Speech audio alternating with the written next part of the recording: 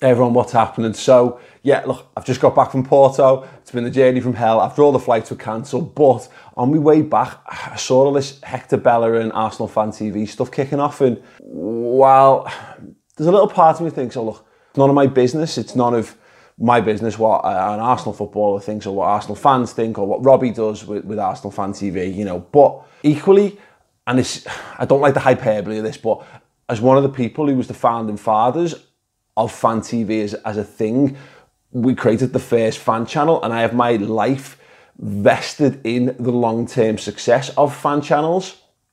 I kind of felt like I had to say something about it. Now, if you haven't seen it, go and check it out. Bellerin speaking to Oxford Union, he's basically accused Robbie and Arsenal Fan TV of hustling and of profiting from negativity around Arsenal and Arsenal players and Arsenal results and what have you. And while he's completely entitled to that opinion, I think he's incorrect. Look, Bellerin's not 100% wrong, by the way, because there are elements to fan reactions to stuff and fan cams that I'm not a big fan of. I'm not a big fan of fan cams as a medium in general, because emotions run very, very high after football matches. Look, I have to stand outside the ground and give my review of a match every week. I don't have to. I've chosen to do this, of course. And it's hard to talk about things that you've only seen once, and you've seen it emotionally, and you've seen it surrounded by 40, 50 other thousand people, all baying for blood, all whinging and moaning, whatever. It's a hard thing to do. But where Hector Bellerin's wrong, where I think people have a genuine misconception about Arsenal Fan TV, is that is all that they do. And that's simply not true. I've known Robbie and I've known Tao for a long time, and I see the level of work that goes in. I've seen those crowds around where they film. They don't knock people back. They take on all comers. Yeah, they've got a number of regulars, of course, that people like and they're used to, and you know they are the basis and the heart of that channel. Arsenal Fan TV put like, what, 20 videos out every game, at least, at times. Sometimes they're crazy. Sometimes they're putting them out that late that night, the next morning into the next day. They're giving people that voice. They're running the full gamut of opinions around every single game and every single decision and what have you. They are not strictly filtering and putting out only shite and only the angry and the aggressive things, because if they were, then that would be a really bad thing, and I think that would be embarrassing. And I think everyone would be absolutely fair in criticising them. But the thing is, they don't. And in fact, you've got to look at some of the mainstream. It's actually more the mainstream people who do this rather than the independent fan media. You know, I don't know the answer to this, and maybe I'm wrong, but who was it who recorded the Wellston Raider? That, you know, did they have a fan channel? I don't know.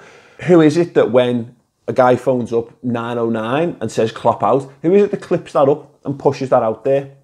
That's not Liverpool fans doing that. That's not fans of specific clubs doing that. That's mainstream institutions who are looking to profit and looking to thrive off the negativity that exists, because again, they only see the negative that this space creates. The biggest problem that Arsenal Fan TV and the fan media has got in general is simply in the shareability of modern digital content. Because here's the thing, fan channels are not a new thing. Fans getting together to have their say and have their opinion on all of the topics around their club have existed for years. They're called fanzines, and people melting down about football matches have existed for years as well. They're football phone-ins, they're radio phone-ins. Fan TV channels are effectively becoming an amalgamation of those, and a much bigger, more visible version of those in this digital age. And here's the thing, have you ever read a fanzine from another club? Maybe you have, maybe you've stumbled upon one once, but consistently, would you go and track one of those fanzines down if that club lost at the weekend?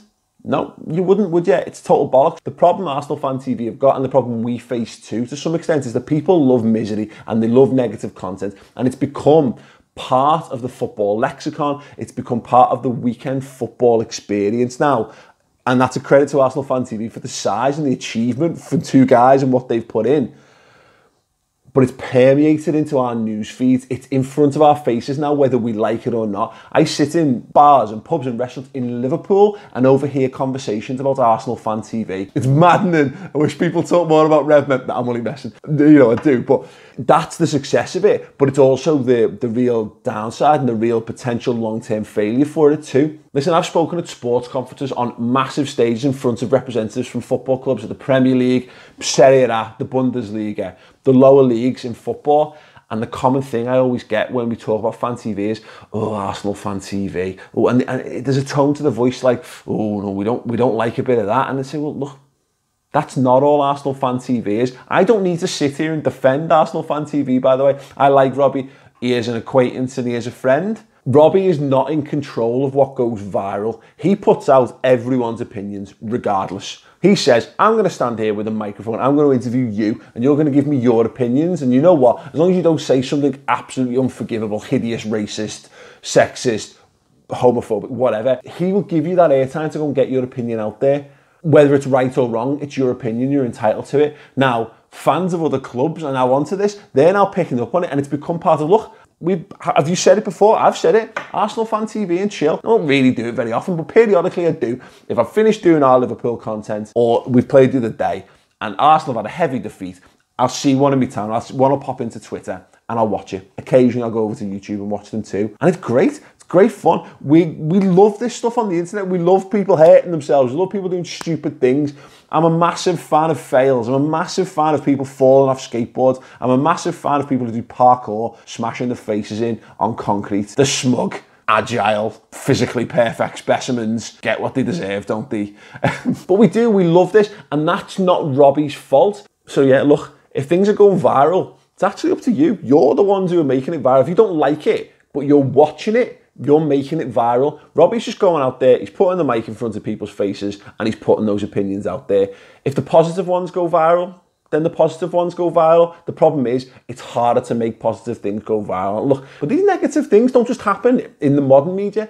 Liverpool Football Club wore shirts in defence of Luis Suarez's racial abuse of Patrice Evra.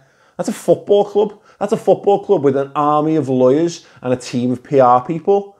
Look, we move on. People make mistakes. Everyone makes mistakes, from individuals to major media institutions. My only hope with all this is because I think we have a very important space, an important role to play in the football world moving forward. And for me, the core of it is just about, we don't really do fan cams anymore on Redmen per se. We do a few bits and pieces, but I'm proud to say that we've had a couple of really good ones. We had a lad talking about his disenfranchisement with people going to the ground just to consume slices of pizza and take it in like the theatre. And as a local fan, he felt he was losing connection with the club. And we had people protesting the £77 tickets.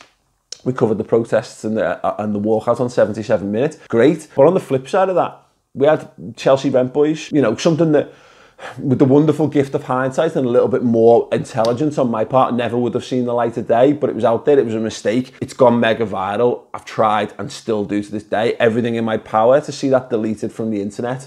Every time it crops up, I put a block on it and delete it, because it's a negative thing, it's a stupid thing, it should never have been out there in the first place. And if it carries homophobic implications, things we didn't consider at the time, we were told, we were educated, we've tried to be better ever since. But, you know, there are negative things that can happen.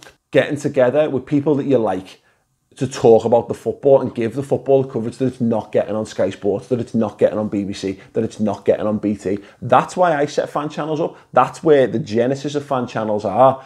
And it's worth remembering that Arsenal Fan TV, much like Redmen TV, much like CFC Fans TV, like West Ham Fan TV, they're not just the things that get into your timeline. If you're a genuine fan of them, go and watch them, go and see what they do, create an educated, rounded opinion of those things. Because I think, honestly, I think it's a bit basic and I think it's a bit simple just to annihilate.